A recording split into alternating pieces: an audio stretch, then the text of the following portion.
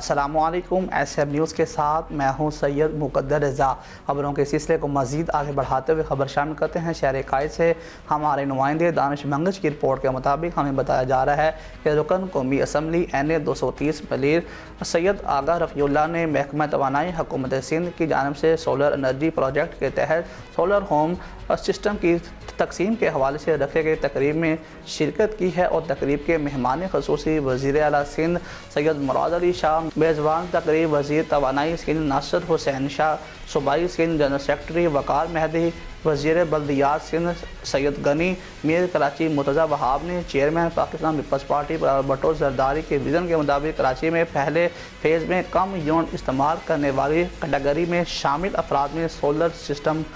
تقسیم کیے ہیں، اور اس موقع پر سندھ کابینہ کے وزراء، اراکان اور قومی و صوبائی assembly senators, town chairman Pakistan peoples party Karachi ضلع پی ایس عہدیداران بھی ان کے ہمراہ موجود تھے۔